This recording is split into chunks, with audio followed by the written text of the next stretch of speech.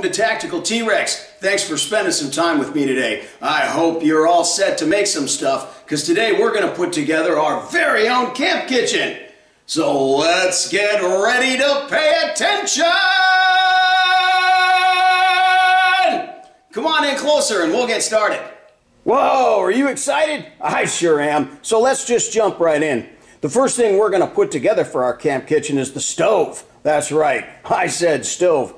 The stove is important to our camp kitchen because if things go bad, we might not have access to electricity or natural gas or even dry firewood, the ways we'd normally heat stuff up.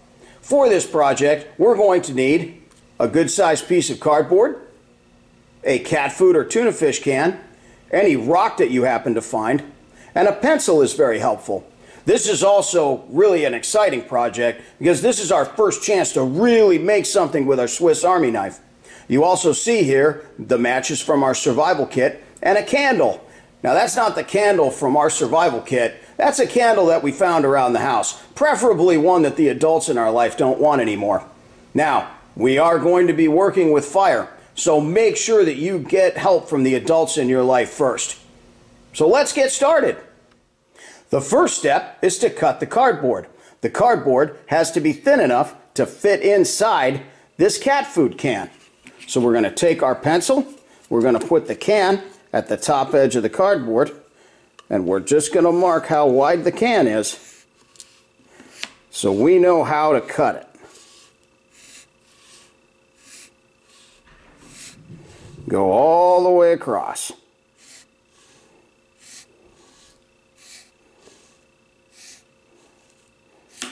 Bam! Done in no time. Do you remember how to properly open and shut our Swiss Army knife? Well, if you don't all the way, that's all right. You'll see it again and again. Let's go ahead and safely open our Swiss Army knife because we're going to use it to cut the cardboard strip. Now, when we do cutting like this, we want to take our finger and put it right on top of the knife, right here where the tip of the blade starts to tilt inward. This will give us a lot of really good control, and it'll allow us to put pressure on the blade while being safe with our hands, because remember, this top part here doesn't have any cutty or pokey parts. First, I'm going to move the cardboard close to me so I can see really well. Then I'm going to put my hand on this side of the cardboard to keep it steady. And then I'm going to put the tip of the blade of the knife right on the line that I just drew, and I'm going to push down. Now when I cut, I'm going to cut away from my hand, pushing down and following the line.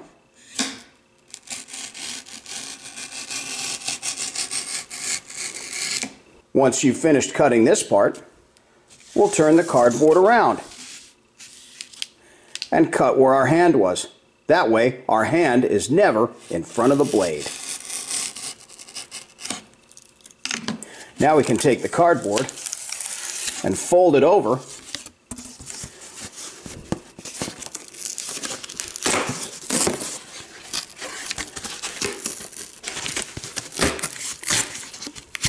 and tear it all the way off. And there's our cardboard strip.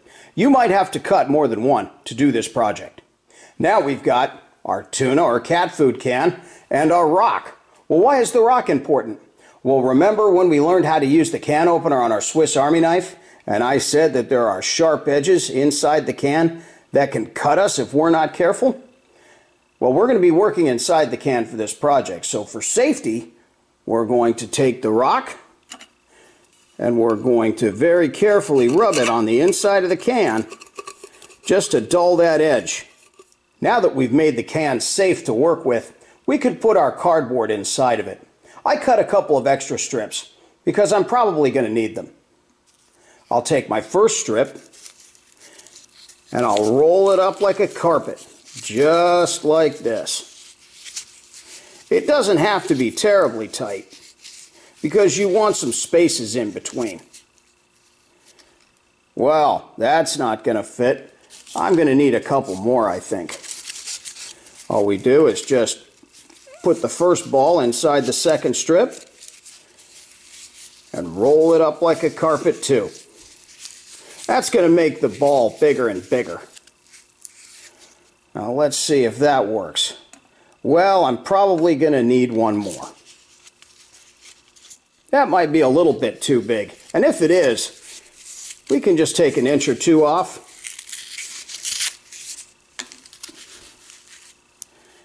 And then make it to size. Now here we are with all the cardboard rolled up inside of the can. Cardboard can be kind of hard to bend when it's folded over, so you might need some help from the adults in your life. That's nothing to worry about. Everybody needs a little help now and again. You see here that I've lit a candle. Make sure you get help before you do that yourself. Do you see where the candle is making the wax around the flame melt? Well, we need that melted wax as fuel for our stove. So when we get a little pool of wax going, we want to carefully tip the candle over a little bit. The flame will melt the wax of the candle, and then the candle wax will dribble onto the cardboard. I sped ahead a little bit because putting the wax in our stove can take a long time. And I know you've got other things to do than watch Tactical T-Rex all day, even if it is pretty fun. But you can see that once you get the candle going and turn it from time to time, you can get a pretty good amount of wax to come out. And when it's all over with, you want something that looks about like that. Now, to get our stove going, we do want to use the candle from our survival kit. That's because matches are very, very good for starting a flame, but they don't burn very long, and you might have to expose the stove to open flame for a little bit in order to get it going. The best thing to do is take the stove and hold it right above the candle flame.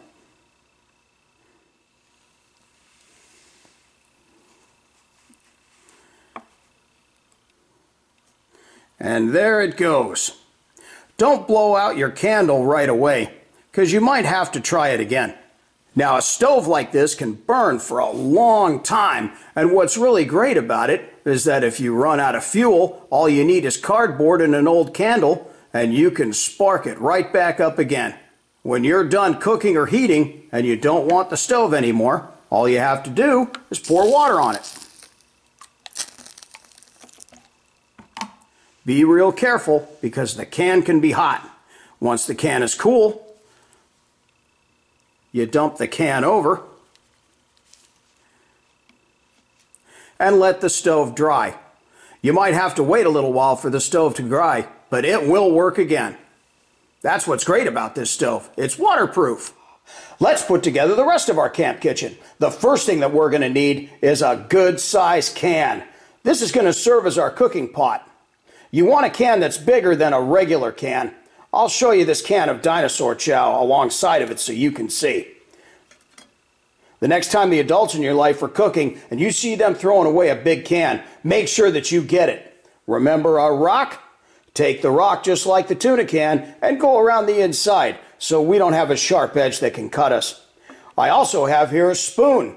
A spoon is important so that I can stir, and this one is small enough to eat with. A wooden spoon is really great. Make sure that the adults in your life know you're taking it. This is one that Mrs. T-Rex didn't want anymore. We also want to get a kitchen cloth, because we're going to have to clean our camp kitchen up, and also some of the things in our camp kitchen will become hot, and the kitchen cloth will help to protect our fingers. It's also a good idea to include a cup. You know how much I like Spider-Man. I got this one at the dollar store. We put all this together and we've got a pretty good camp kitchen going. You're going to want to pack up your camp kitchen nice and tight so it doesn't take up a lot of room in your survival kit. The sizes of the things that you use for your camp kitchen might be a little different, and it doesn't really matter. Just pack it up as tightly as you can and we'll put it away in our survival kit. Take your Swiss Army knife and put it back in your survival kit wherever you keep it. That way you can find it the next time. Do you hear that? That was the eagle, and that means it's time to talk about great Americans. And our great American for today is Joseph Plum Martin. Joseph Plum Martin was a Continental soldier during the Revolutionary War. He joined the Army when he was only 16, and he fought with George Washington for 6 years. Joseph Plum Martin wrote a diary about his experiences as a Revolutionary War soldier, and most of what we know about life in the Continental Army, we know from him. Later on in life, Joseph Plum Martin would serve as a public servant, he would be a school teacher, and a farmer. Most importantly, Joseph Plum Martin published his book and gave all the money he made to help veterans who were having difficulties with their veterans' benefits. Joseph Plum Martin was a T-Rex because he put himself at risk, fought for his country, and helped win our country's freedom. He also served the public and helped veterans. So let's give a big T-Rex salute to Joseph Plum Martin. Salute! Well, that's about the end of the time that we have together. I hope you had as much fun as I did. You know, the things that we learn together might one day save your life or the life of somebody that you care about. I also want you to remember that the Almighty loves all the little T-Rexes, and He wants you to survive so that your special light doesn't go out of the world, especially when things go bad, because that's where it's needed the most. The Almighty also wants you to be safe, and so do I. That's why it's best to practice the things that we learn together with the adults in your life, at least at first. You know, it's a great thing to go to your mom, your dad, your grandma, your grandpa, older brother or cousin and say, hey, come and get tactical with me. It's a great way to spend some time together, and you can show them that anybody can be a tactical T-Rex. See you next time. I will never be afraid again. I will keep on fighting till the end. I can walk on water, I can fly.